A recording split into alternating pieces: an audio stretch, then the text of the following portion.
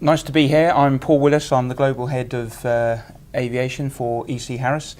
And I'm delighted to be seated here with Alan Lamond, Director of Pascall+Watson, also Vice Chair, I believe, of the British Aviation Group. I'm also a board member.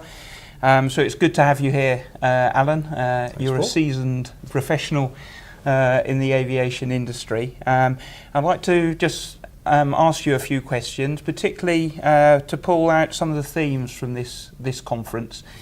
And as we're going into day two of the GAD conference, we're talking about airports for the future. And you know, we're having some presentations around benchmarking, the use of benchmarks. I know airports are unique, and every airport's got a tale to tell. But how do you, as an industry, use benchmarks?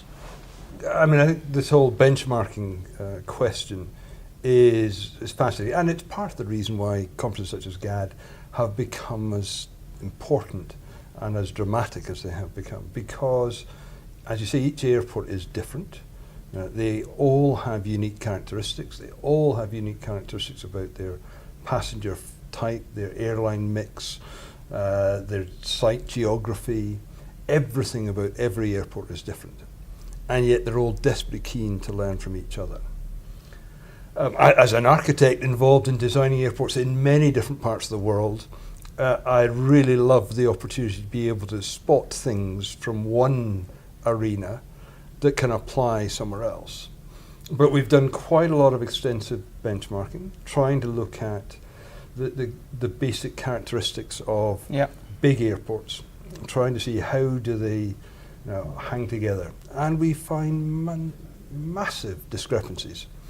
You'll have the world's largest international airport, Heathrow, operating off 2 runways at a massive level of commitment in terms of using its utilisation for the runways in a fashion that dwarfs anybody else and gives it a completely skewed proposition relative to any other airport. But that's not to say other airports cannot learn from Heathrow, because it does things in a different way, because it has to, because of the constraints in which it lives in.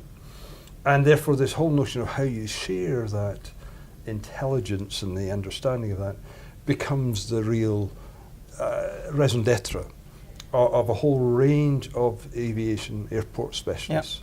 And you know this better than most, that it's being able to identify which of the characteristics you can lift from one spot and go and place somewhere else is the kernel of what successful aviation consultants do. Yeah, no, sure. We actually share the knowledge that we've learned in other places and place it back to others. And part of the joy of GAD is you get the opportunity to mingle with people who really want to hear some of that information. And we heard from Stuart this morning, Stuart Wingate from Gatwick, busiest single runway in the world, and those challenges of trying to drive additional capacity. But I'm interested just to pick up on a point around, you being an architect and a designer. Where do you think airports are going in the future? Because that's another theme of our conference, and the drive now for a passenger-centric solution, passenger experience.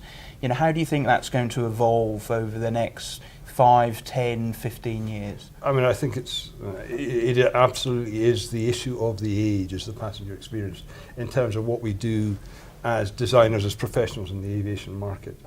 That if we talked, when having this conversation 10 years ago and talked about the passenger experience, the passenger journey, people would have looked at us very blankly. But it's become the norm now. But one of the fascinating bits of benchmarking we have done is to try and look at different European airports and understand how similar they are. Is using similar Western European airports with the same sort of capacity numbers, seeing how do they manage it.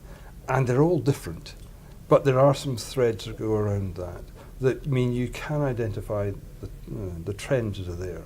And the trends are pretty consistent within broad sectors. So for instance, check-in halls are getting smaller.